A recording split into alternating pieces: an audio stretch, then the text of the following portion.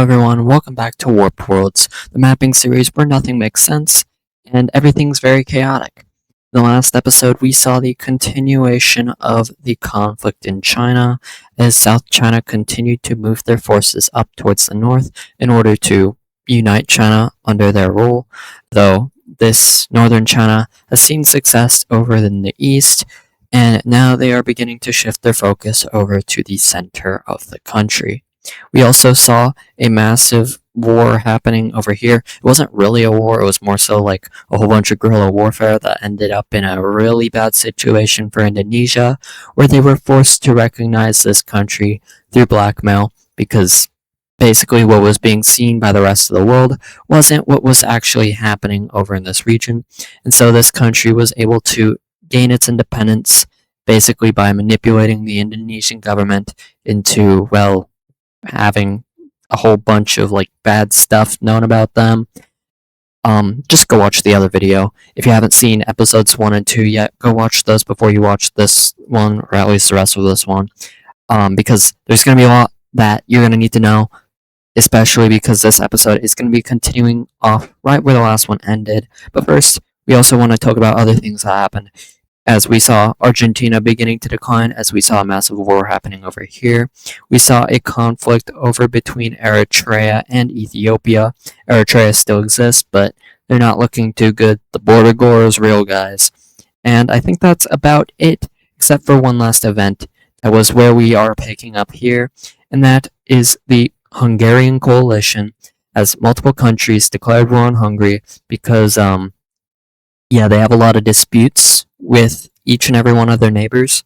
More specifically, all their neighbors except for Slovenia and the Western Yugoslav country. And they're going to be taking a beating for that.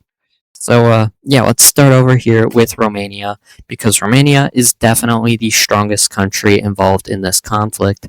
And they're going to use that to their advantage, as they're basically going to solo out Hungarians in this area, and they're gonna do some bad things because, they can, and Hungary's kind of nobody likes them right now, so it's kind of a little more acceptable. But what they're doing is not at all acceptable. So, just think kind of things that were happening over here in the last episode. Whoa, it zoomed in really far, but the type of things that were happening in Borneo in the last episode.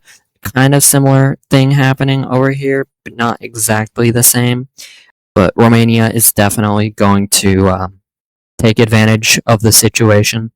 But an interesting front line over here is the front line between the two Yugoslav countries. These guys, I'm still not going to talk about their history quite yet. That's for probably the next episode. But these two, they were once united. That's all we really need to talk about for now.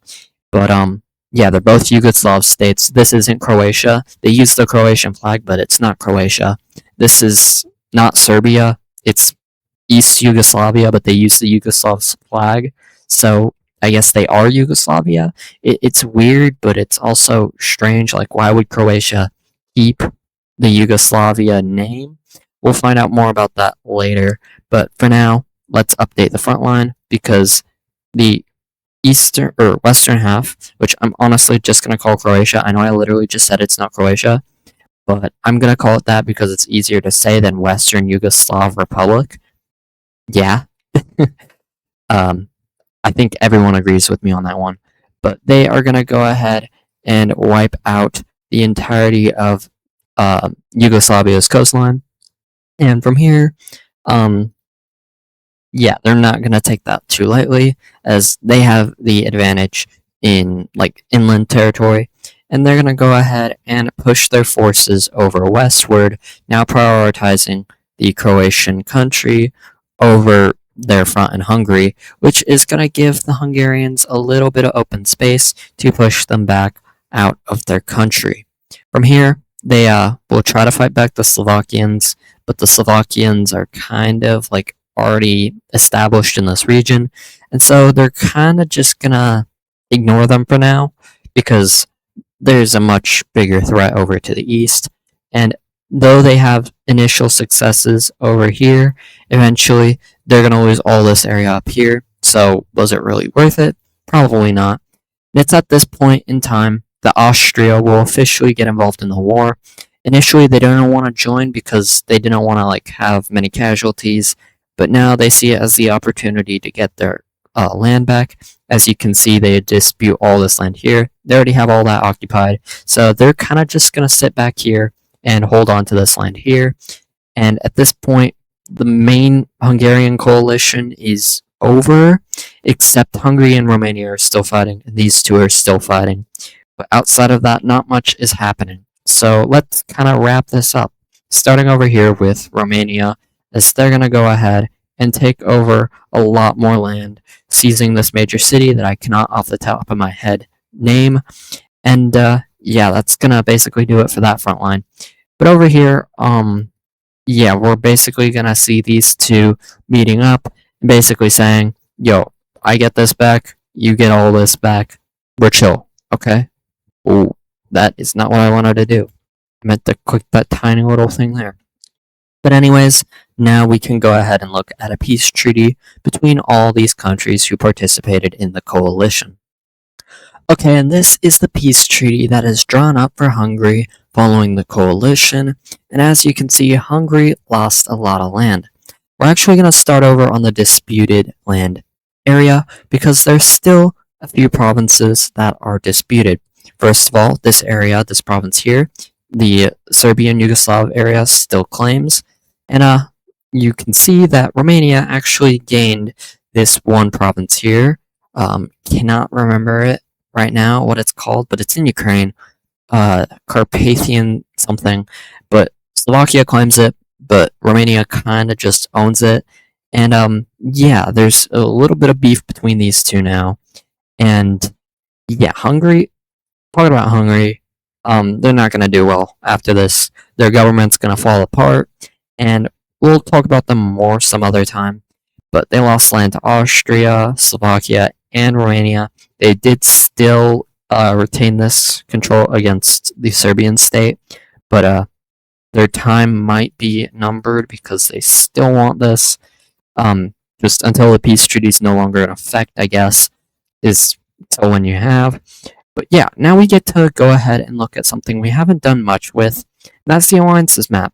And let's talk about each and every alliance individually now, because I feel like it's time. I believe it was the first episode, we did talk about the Trapezoid Alliance. It was very briefly, but we did talk about them nonetheless.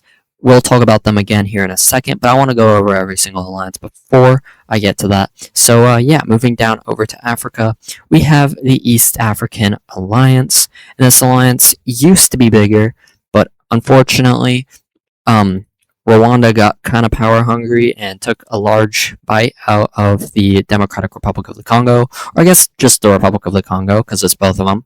And then Tanzania left, or technically Tanganyika left because they had a split with Zanzibar. And yeah, we'll talk about this more in the summary of what happened before this. I don't know what that will be exactly yet.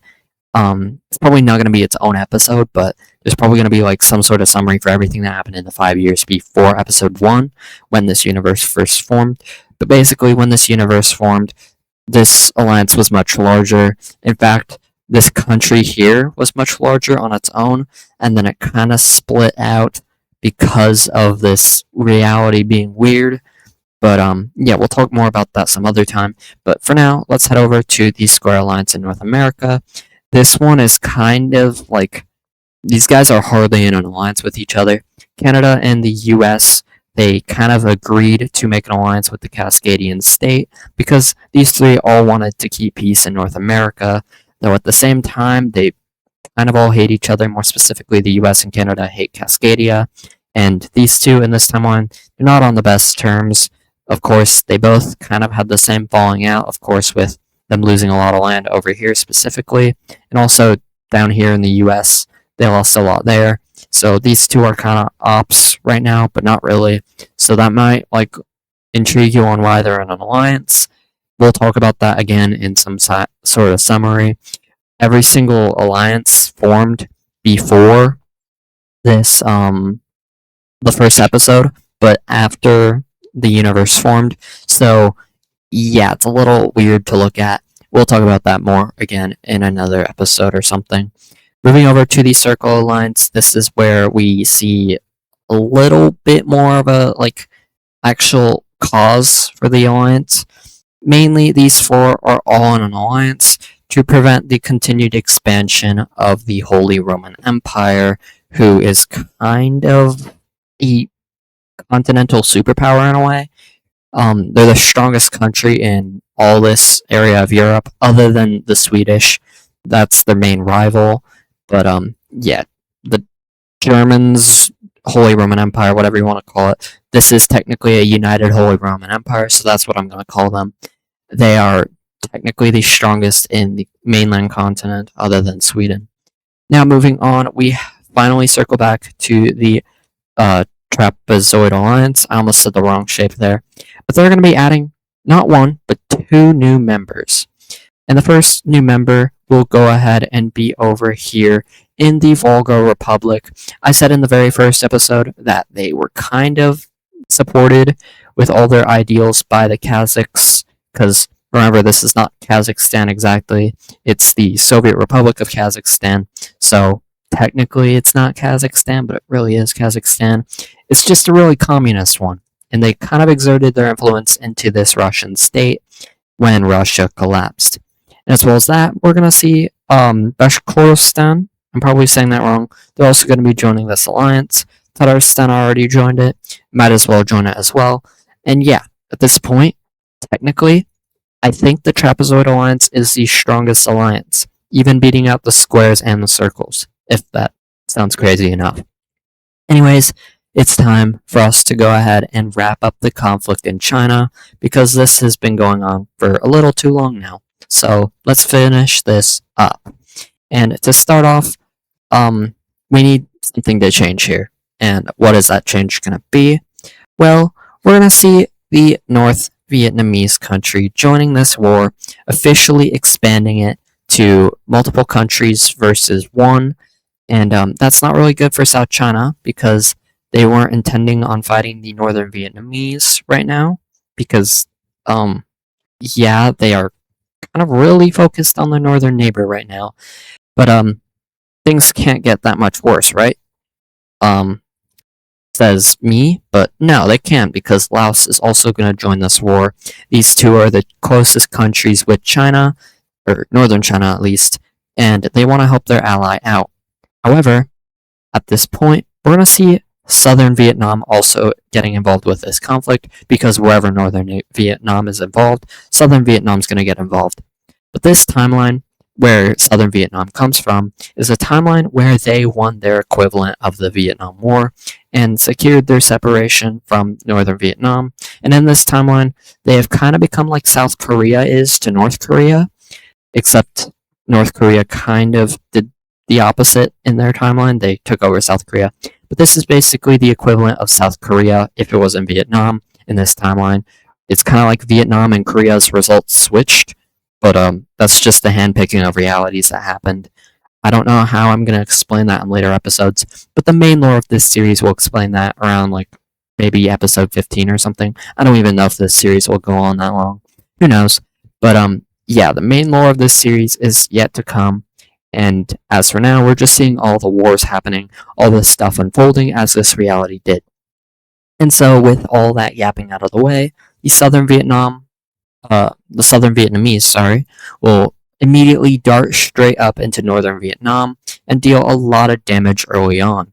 However, they were not expecting Laos to also get involved fighting the Southern Vietnamese, so they see a little bit of flaws in their front line here.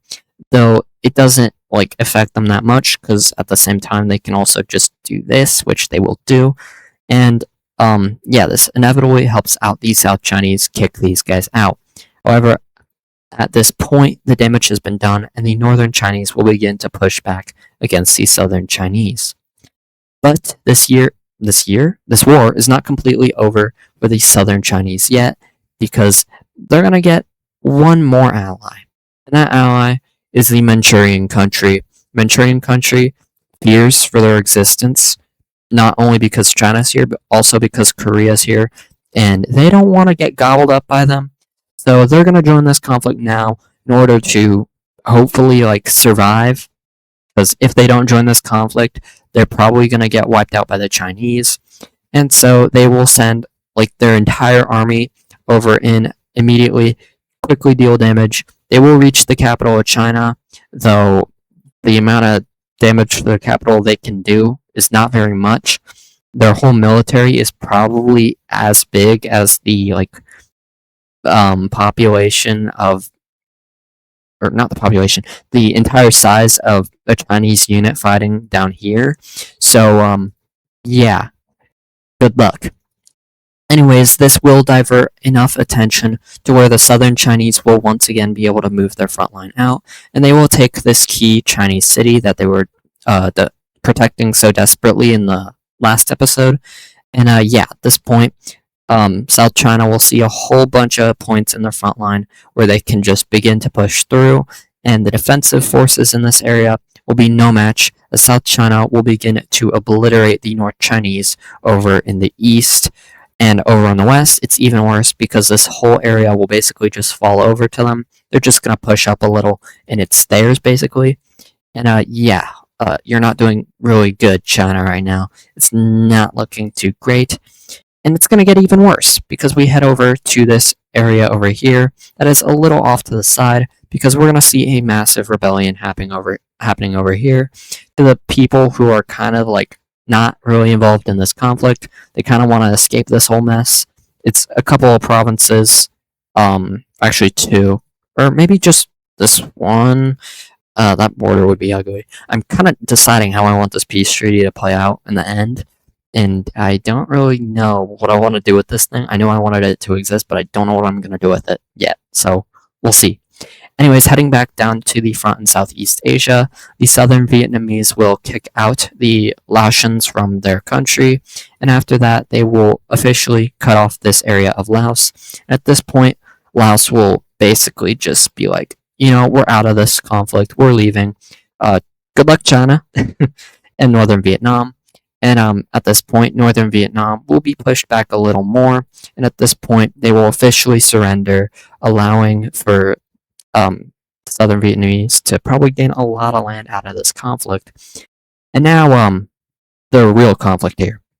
Moving back up north, we're going to see the Chinese pushing back the Manchurians entirely. They're not going to push into the country because they know that would probably cause problems for the rest of their military, specifically down south. But at this point, it's not like you can really do much because the South Chinese have basically convinced your population to revolt against you. You're carrying out a very unpopular war, and you're not trying to make peace or anything, and it's not really paying off that well, and apparently the zoom tool isn't either because it zoomed me into the middle of China for no reason. But yeah, basically at this point, the Northern Chinese, they have nothing left to fight for, and eventually that's going to lead to a massive rebellion happening over in the east, if I can get my thing right. But yeah, a huge rebellion will happen over here, and this rebellion will very quickly spread through the major cities of China.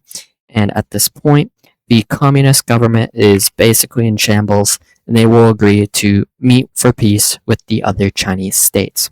So let's go ahead and look at a peace treaty for this conflict. Alright, and this is the peace treaty we're going to be looking at for this war. And as you can see, the South Chinese have expanded tremendously. The border used to be around this area here, and it moved up quite a bit. Moved like that much. That's quite a bit for one war. But as you can see, the border gore is real. As is it Qinghai or Qing something? This state here is going to go ahead and gain its independence from China, and as well as that, after all this land is taken down here, we're going to see China splitting into two. The Democratic Republic of China, and then Communist China still exists, but it's not really that big of a country anymore. It's not as globally recognized, like not many people know it. If you think of an average American, they know not too many countries. This country wouldn't be one of them. If so, they'd probably know about this China, if anything. Maybe this one, but that's kind of like my example for it. Now moving down to the south, though, we're going to see that southern Vietnam has gone ahead and taken over most of northern Vietnam. And yeah, you're not doing too well, are you now? But anyways, that's not where the conflict, really, it's not really where this ends. Because after this, we're going to see an alliance forming between most of the victors of the war. And I gotta make sure I don't repeat a shape. I think this one hasn't been used. Let me see. Diamond Alliance. Let's go. And yeah, obviously I said the victors of the war will be joining this alliance. Southern China will be the first member. Then we see the Blue Chinese Democratic State over here joining. Then we see Manchuria joining. They didn't get any land, but they got new allies, which is probably going to help them against Korea over here. And we also see Qinghai joining, but unfortunately, they're not going to be able to get Southern Vietnam into their alliance. But they're also going to be able to get another member, and that is Xinjiang, because they are scared of the Trapezoid Alliance over here. So I guess really this war resulted in a new kind of group Chinese alliance that is in a way opposed to this alliance now because of Xinjiang joining the alliance. So that might have an unexpected outcome for you, unfortunately. But let's go ahead and look at something else. More specifically, we're moving down here to Mozambique. And more specifically, this reality of Mozambique is a very giving kind of country. They helped Eswatini and Malawi continue their existence by giving them a little bit of land. They, of course, had a price for that, but it's kind of coming back to them, and they're not doing too well economically, and it's just a really bad situation. And it's at this point that Great Zimbabwe will move their troops into Mozambique from the east, if I can be on the right layer, of course. This happens so much. I should probably not say anything like that so I can actually cut it out. But yeah, this is not going to be very good for Mozambique, as these forces coming from Great Zimbabwe, they're going to deal a lot of damage and fast. They're going to push all this out of Mozambique. They're going to take a lot of land, and they're going to push up to here. They're basically going to say, yo, you know you're not going to win this. Just give us this land. We want coastline, and we know you want to live, so just accept the peace deal. And Mozambique will be forced to do exactly that, and we can now immediately look at a peace treaty for this conflict. And it's as simple as drawing one line, because all this land over here is what Zimbabwe will annex, and now Zimbabwe is probably the largest country in the region. Yeah, that's kind of scary. Zimbabwe of all countries. Ugh. Who knows? Anyways, we'll go ahead and go up north to this little small country over here. We're still in Africa, of course, and this next event is a little bit of an interesting one, because in this timeline that this little country is from, Birtwell, of course, this country was formed by a whole bunch of people who were tired of Egypt and Sudan disputing over this territory, that they decided to conquer this little triangle of land, and it ended up becoming a country. Although this Egypt is from a completely different timeline, where they controlled a lot of this land, including Birtwell. And Birtwell has used a whole bunch of guerrilla warfare tactics in order to not get annexed by Egypt. And this is where their streak ends, however, because Egypt's basically going to bomb this thing to smithereens. It's not a very good look, but it gets the job done. And Birtwell and its residents, who are pretty wholesome, a very welcoming country, they're going to be erased from the map. So, good job, Egypt. You probably lost the respect of half the audience that made it this far into the video. So, good job, you and your border corps, because nobody likes what's going on here. Nobody. Anyways, let's move on to the last event of this episode. This one is a pretty long recording already, 31 minutes. So let's see if we can not make this too long with this last event, which we're moving over to the HRE to do. And that's because they're going to be expanding. Which country is their prey today? Well, it's none other than this weird country here that I don't have a name for. This one's obviously inspired by a Wixo country, and it is Pros World, but I don't really have a name for it, so yeah, you're probably not that important. And you know what? Let me just erase that now. You're not making it far into this at all. So yeah, bye. And it's only a matter of hours before the HRE can officially like obliterate it. They're gonna claim it pretty quickly. They claimed it when they came into this reality, and now they've officially exerted their pressure over it. And with this, we're actually done with this episode.